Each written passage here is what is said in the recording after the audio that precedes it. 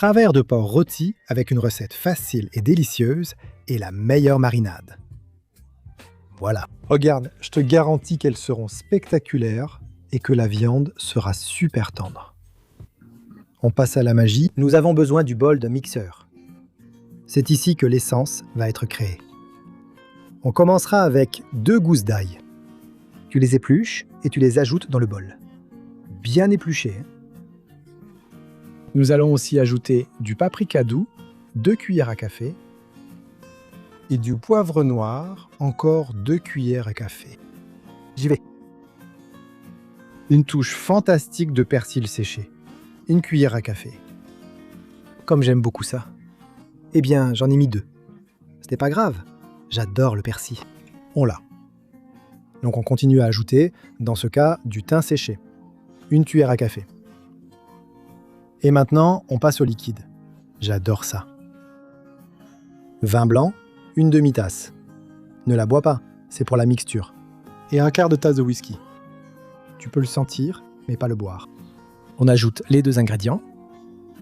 On met ça dedans. Et je te donne un petit truc en plus. Si le whisky est de ce foncé avec des notes boisées, le mélange sera encore meilleur. Au fait, comment vous l'appelez, vous? Chez moi, on appelle ça une tambouille.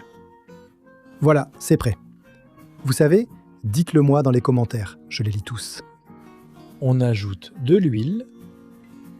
Dans ce cas, une huile d'olive douce. 1/4 de tasse. Tu l'as? Alors 1 cuillère à café. 1 cuillère à café de sel, pour que ça ait du mordant. Et un mixeur, pour mixer le tout jusqu'à obtenir une sorte de crème. Beaucoup plus liquide, ressemblant à un chimichurri. Chimichurri ou choumichurri. Ou bien ce qu'on met sur les grillades, mec. Ça a beaucoup d'ingrédients communs, mais ce n'est pas pareil car il n'y a pas de piment. Si tu connais la recette, partage-la en commentaire. Passons à la viande. Côte de porc, 2 kg. Je vais utiliser ce plat qui vient d'IKEA et qui est abîmé. Donc je ne l'utilise presque jamais et je n'en trouve pas un autre pareil. Si vous savez où l'acheter, indiquez-le en commentaire. Et maintenant, on arrose avec notre fantastique mélange. Regarde cette couleur. Cette couleur rouge que donne le paprika.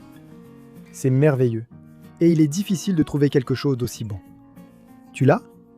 Alors on va couvrir avec un film plastique. Et on va l'emmener au réfrigérateur, au frigo, au moins 4 heures pour que ça commence à faire effet. Et si tu le laisses 12 heures, c'est encore mieux.